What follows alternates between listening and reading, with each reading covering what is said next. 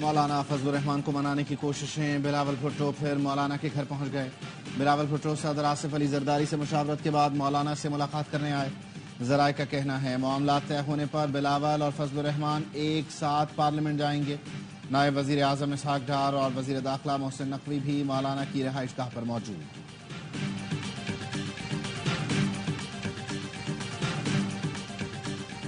حکومت کا آج ہی آئینی ترمیم پیش کرنے کا فیصلہ۔ وفاقی کابینہ کا اجلاس کچھ دیر بعد ہوگا۔ سینٹ اجلاس تاخیر کا شکار، اجلاس کے لیے 8 بجے کا وقت دیا گیا تھا۔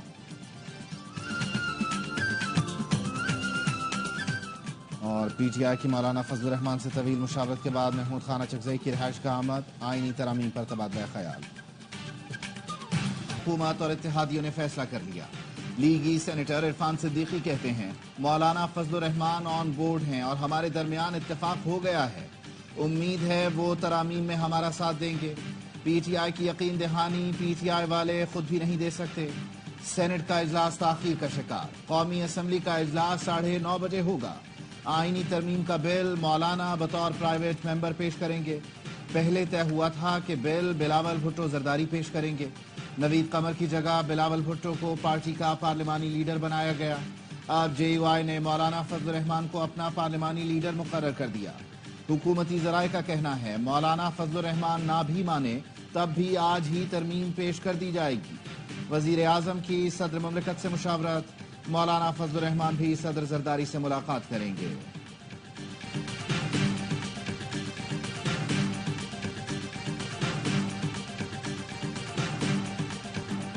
آئینی ترمیم پر اتفاق رائے کے لیے مولانا کا گھر مشاورت کا گڑھ۔ بلاول بھٹو وزیر اعظم سے ملاقات کے بعد اہم پیغام لے کر مولانا کے پاس پہنچے۔ پی پی چیئرمین کی سربراہ جے یو آئی سے اہم مشاورت، اختر مینگل سے بھی ملاقات کی۔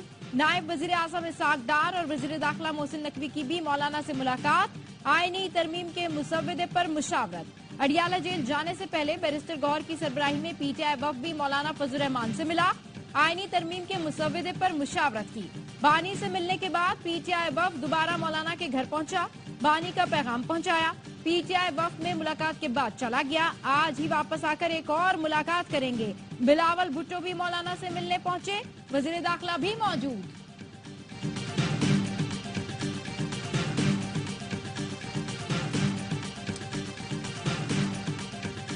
پی ٹی آئی حکومتی نہیں، مولانا کے مسودے کو تو ووٹ دے۔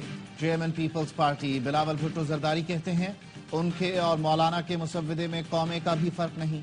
آئینی ترمیم کے مسودے پر پیپلز پارٹی اور جے یو آئی کا اتفاق ہو گیا ہے۔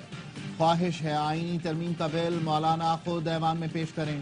امید کرتا ہوں مولانا پی ٹی آئی کو قائل کر سکتے ہیں۔ پی ٹی آئی کو مولانا کے مسودے پر تو ایک بھی اعتراض نہیں۔ پی ٹی آئی اب ثابت کرے کہ سیاسی جماعت ہے، سوشل میڈیا کا لشکر نہیں۔ آئینی ترمیم کے بعد رونا دھونا شروع کیا تو قصور تحریک انصاف کا ہی ہوگا۔ ہم سے جو کچھ سیاسی طور پر ممکن ہو سکا کر لیا۔ امید ہے پی ٹی آئی اس دفعہ ذات کی جگہ مثبت سیاست کرے گی۔ آئینی ترمیم پر پی ٹی آئی فیصلہ نہ کر سکی، بیرسٹر گوہر کہتے ہیں بانی کی فائنل ہدایت تک پیش رفت نہیں ہوگی۔ بانی نے مولانا سے ملاقات کو مثبت لیا ہے، انہوں نے ہدایت کی ہے کہ مولانا صاحب سے آئینی ترامیم پر بات چیت جاری رکھیں۔ حکومت کو کس بات کی جلدی ہے؟ اگر 2 دن لگ جائیں تو کوئی مضاحکہ نہیں، اگر آپ لوگوں کو اغوا کریں گے تو آئینی ترامیم کا کوئی فائدہ نہیں۔ اسد کیسر نے کہا اطلاع ہے جو ڈرافٹ شیئر کیا گیا ہے وہ اصل نہیں، یہ ہمیں بھی دھوکہ دیں گے، مولانا کو بھی دھوکہ دیں گے۔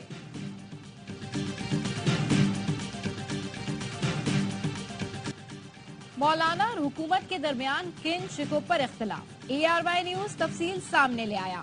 مولانا نے 2028 تک سود فری ریاست بنانے کے لیے آرٹیکل 38 میں ترمیم کی تجویز دی۔ پارلیمان کی خصوصی کمیٹی نے جو بل منظور کیا اس میں آرٹیکل 38 کی ترمیم شامل نہیں۔ جے یو آئی کا موقف ہے کہ سود سے پاک اسلامی مالیاتی نظام متعارف کرایا جائے۔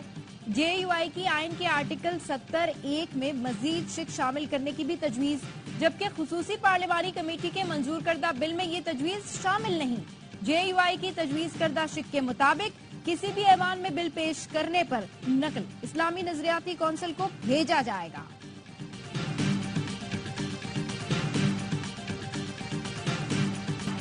مولانا فضل الرحمان سے ملاقات کے بعد تحریک انصاف کے وفد کو بانی سے ملاقات کی اجازت ملی۔ ذرائع کا کہنا ہے مولانا فضل الرحمان نے بلاول بھٹو سے پی ٹی آئی رہنماؤں کو بانی سے ملاقات کرانے کی درخواست کی۔ بلاول بھٹو کی کاوشوں کی بدولت پی ٹی آئی وفد کو بانی سے ملاقات کی اجازت ملی۔ بانی پی ٹی آئی قید تنہائی میں ہے، 5 دن سے سیل میں بجلی نہیں تھی۔ بانی کو بہنوں کی گرفتاری کا علم نہیں تھا، انہیں اخبار کتابیں نہیں دی جا رہی۔ پی ٹی آئی رہنماؤں کی پریس کانفرنس، سلمان اکرم راجہ نے کہا بانی پی ٹی آئی کو کچھ دن غیر معیاری کھانا دیا گیا جس سے ان کا پیٹ خراب ہوا، الٹیاں بھی آئیں۔ جیل انتظامیہ کا موقف بھی سامنے آ گیا، کہا بانی کو جیل میں بی کلاس کی تمام سہولتیں فراہم کی جا رہی ہیں، خوراک، مطالعہ، ورزش کا خاص خیال رکھا جاتا ہے، سیل میں بجلی کی بلا تعطل فراہمی دی جاتی ہے۔ بی کلاس کے تحت بانی کو اپنا کھانا الگ سے پکانے کے لیے قیدی فراہم کیا گیا۔ بانی پی ٹی آئی سے متعلق پھیلائی گئی خبروں میں صداقت نہیں۔ کوئی آئے یا نہ آئے، آج 26ویں آئینی ترمیم پاس ہونے جا رہی ہے۔ سینیٹر فیصل وارڈا کہتے ہیں آ جائیں گے تو عزت بچ جائے گی، ہیرو سے زیرو ہونے میں دیر نہیں لگتی، رونا دھونا کرتے رہیں، آئینی ترمیم ہو جائے گی، جس نے جو الزام لگانا ہے لگاتے رہیں، بکاؤ مال کی شکلیں سب نے دیکھی ہیں۔ متحدہ رہنما فاروق ستار نے کہا اونٹ کو کسی کروٹ بیٹھ جانا چاہیے، اگر اونٹ کو کسی کروٹ نہیں بٹھائیں گے تو وہ خیمہ پھاڑ کر نکلے گا۔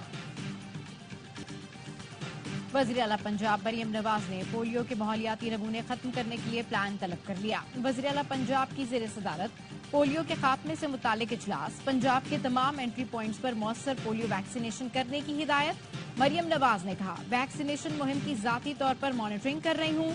سندھ میں پولیو کے 2 کیس رپورٹ، ذرائع کا کہنا ہے کیس سانگڑ اور میرپور خاص سے رپورٹ ہوئے۔ این آئی ایچ کی نیشنل ریفرنس لیب نے پولیو کیس کی تصدیق کی، رواں سال ملک بھر سے رپورٹ ہونے والے کیسز کی تعداد 39 ہو گئی۔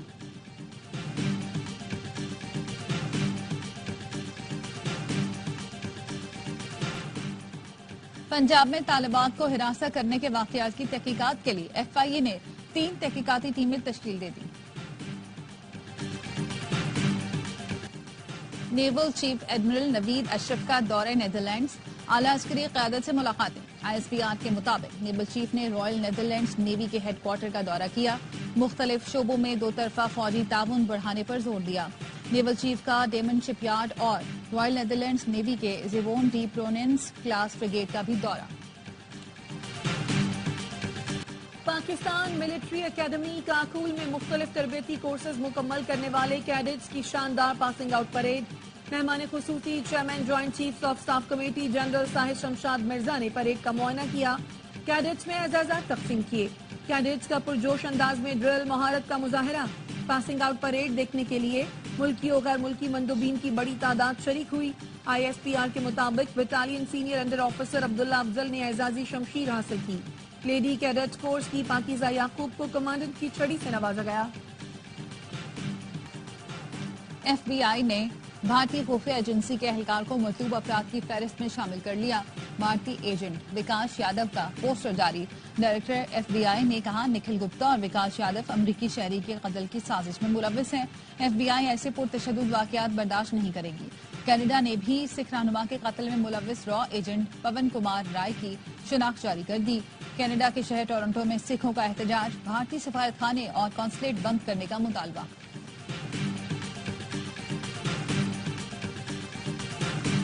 اسرائیلی وزیر اعظم نیتن یاہو کی رہائش گاہ پر ڈرون حملہ، حکام کا کہنا ہے حملے کے وقت اسرائیلی وزیر اعظم موجود نہیں تھے، کوئی زخمی نہیں ہوا۔ نیتن یاہو کی قیصریہ کے علاقے میں رہائش گاہ پر ڈرون فائر کیا گیا۔ اسرائیلی فورسز کے شمالی غزہ کے محاصرے کے دوران 2 ہفتے میں 450 افراد شہید، غزہ پر اسرائیلی توپ خانوں اور طیاروں کی بمباری، مزید 37 فلسطینی شہید، درجنوں زخمی ہو گئے۔ اسرائیلی فورسز نے المغازی مہاجر کیمپ، الشافی کیمپ، جبالیہ اور رفح میں فلسطینیوں کو نشانہ بنایا۔ اسرائیلی فورسز کے شمالی غزہ کے محاصرے کے دوران 2 ہفتے میں 450 افراد شہید، ہزاروں زخمی۔ اسرائیلی فورسز کے جبالیہ کیمپ پر پھر وحشیانہ بمباری، 44 فلسطینی شہید۔ شمالی اسرائیل میں راکٹ حملوں میں 13 اسرائیلی فوجی زخمی۔ امریکی صدر جو بائیڈن کہتے ہیں غزہ میں جنگ بندی مشکل، ایران اور اسرائیل کے درمیان ممکنہ جنگ کو روکا جا سکتا ہے۔ ایرانی وزارت خارجہ کا کہنا ہے جو یہ جانتا ہے اسرائیل ایران پر کب حملہ کرے گا اس کا بھی احتساب کیا جائے گا۔ حماس اپنے رہنما یحییٰ سنوار کی موت کے باوجود زندہ ہے اور زندہ رہے گی. ایران کے سپریم لیڈر آیت اللہ علی خامنائی کا بیان. یحییٰ سنوار کی شہادت کے بعد مختلف ممالک میں اسرائیلی مظالم کے خلاف ریلیاں. یمن کے دارالحکومت صنعا اور اردن کے دارالحکومت عمان میں بھی احتجاج. مظاہرین نے کہا یحییٰ سنوار کی شہادت سے مزاحمتی تحریک مزید مضبوط ہوگی. شمالی کوریا نے روس کی مدد کے لیے دستے بھیج دیے. غیر ملکی میڈیا کے مطابق شمالی کوریا نے 1,500 فوجی ٹریننگ کے لیے روس بھیجے ہیں. جنوبی کوریا کے جاسوسوں نے دعویٰ کیا شمالی کوریا پہلے 12,000 فوجی روس بھیج چکا ہے. جون میں شمالی کوریا کے لیڈر کم جونگ ان نے روس کا دورہ کیا تھا. آسٹریلیا کے خلاف وائٹ بال سیریز کے لیے محمد رضوان کو کپتان بنانے پر غور. ذرائع نے بتایا حتمی فیصلہ چیئرمین پی سی بی اور سلیکٹرز کی مشاورت سے ہوگا. فاسٹ بالر محمد حسنین کو بھی دورہ آسٹریلیا کے لیے ٹیم میں شامل کیے جانے کا امکان. پاکستان اور آسٹریلیا کی ون ڈے سیریز 4 نومبر سے شروع ہوگی. ایمرجنگ ایشیا کپ میں آج پاکستان اور بھارت مد مقابل آئیں گے. پاکستان شاہینز گروپ بی میں بھارت اے متحدہ عرب امارات اور میزبان عمان کے ساتھ موجود. گروپ اے میں بنگلہ دیش، سری لنکا، ہانگ کانگ اور افغانستان اے شامل.